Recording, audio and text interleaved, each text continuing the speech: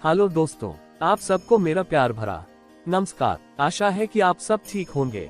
चलिए दोस्तों, आज हम सब मन की शांति कैसे प्राप्त होता है, श्री कृष्ण द्वारा दिए गए वचन के माध्यम से सीखने का प्रयास करते हैं।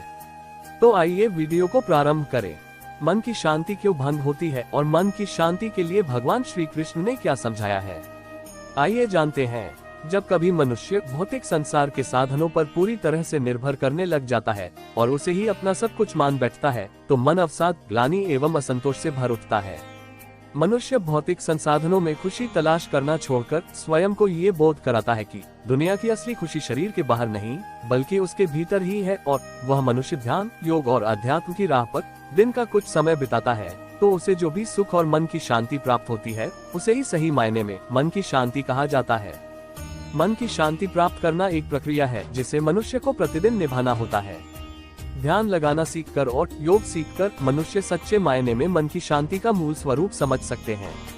शांति का सिर्फ यह अर्थ नहीं कि मनुष्य प्रतिपल खुशी की अनुभूति करे, बल्कि मन की शांति से अभिप्राय है कि एक इंसान दोनों ही सुख और दुख भरी स्थिति में संयमित बना रह सके। ना तो खुशी उसे ज्यादा उत्तेजित कर पाए और ना ही दुख उसे ज्यादा विचलित कर सके। जब कभी मनुष्य ऐसी स्थिति को प्राप्त कर लेता है तो मन की शांति स्थापित हो जाती है। श्री कृष्ण ने भी हमें गीता में इसी बात को समझाया है। काम, क्रोध, लालच, द्वेष और अहंकार के पार उतरना ही मन की शांति है, और सुख पाने की यह खोज मन के अंदर से शुरू होती है। इस आधुनिक युग में मनुष्य बुरी तरह से भौतिक संसाधनों के माया जाल में आकर फंस गया है। पैसा, तकनीकी सुविधा, मोबाइल, इंटरनेट, टीवी इत्यादि जैसे अनेक चीजों के जरिए मन की शांति पाना कभी भी लंबे समय तक मनुष्य का साथ नहीं दे सकती है। ये सभी भौतिक संसाधन हैं और भौतिक चीजें हमेशा नश्वर होती हैं। आज मनुष्यों का मन पूरी तरह से भौतिक संसाधनों में लगा है, जिससे वे स्वयं के भीतर से खुशी उत्पन्न करना भूलते जा रहे हैं।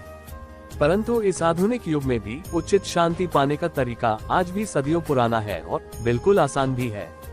परिवार के साथ समय बिताकर प्राप्त की गई खुशी, अच्छे मित्रों की संगत से प्राप्त हुई खुशी, अपना कर्म करने से जो खुशी की प्राप्ति होती हो और सबसे ऊपर ईश्वर के सानिध्य में आकर उनकी वंदना करने से जो खुशी की अनुभूति हो, उसे ही सच्चे मायने में मन की शांति कहा जा सकता है।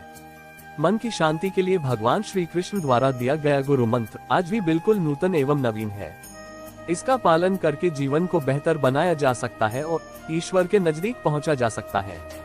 श्री कृष्ण एक महान गुरु हैं और उनके साथ रहने से मुश्किल काम भी आसान बन जाते हैं। भगवान श्री कृष्ण ने शांति प्राप्त करने के लिए मन का शुद्धिकरण करना अनिवार्य बताया है। शुद्धिकरण के लिए इन कही गई बातों से उपाय संभव है। नंबर 1, मन के शुद्धिकरण के लिए मन को एकाग्र करना जरूरी है।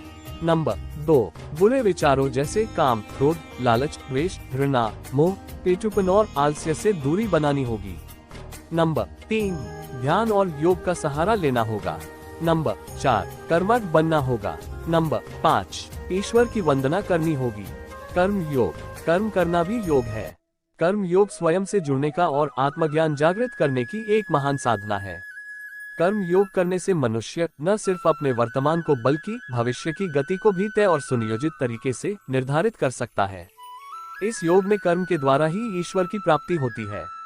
दिव्य गीता में कर्मयोग को सभी योगों में उत्तम माना गया है।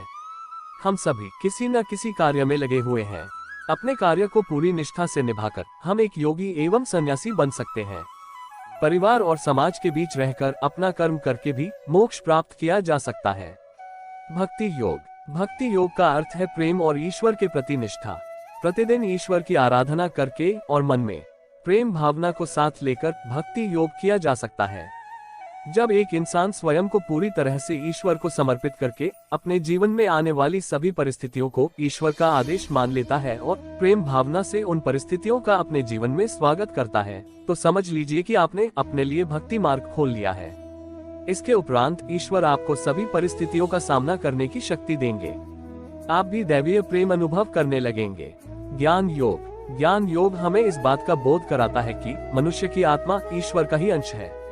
जब मनुष्य स्वयं की तलाश में निकल पड़ता है और इस दौरान वह जो कुछ भी अनुभव करता है, वह ज्ञान उसकी आत्मा को ईश्वर के और समीप लेकर जाता है। मनुष्य स्वयं की तलाश त्याग करने से शुरू कर सकता है, और ये त्याग होना चाहिए काम, क्रोध, लालच, द्वेष, घृणा, मोह, पेटुपन और आलस्य का।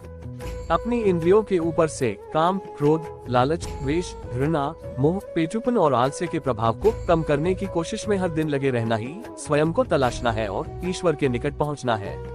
तो दोस्तों, मुझे उम्मीद है कि हम सभी ऐसी बातें का पालन करने की प्रयास करेंगे। वीडियो को अंतिम तक देखने के लिए बहुत धन्यवाद। चैनल को लाइक, शेयर और सब्सक्राइब करना न भूलिएगा। फिर मिलेंगे अगली वीडियो में, तब तक आप सभी का समय शुभ रहे। जय श्री कृष्ण। राधे राधे कृष्णा।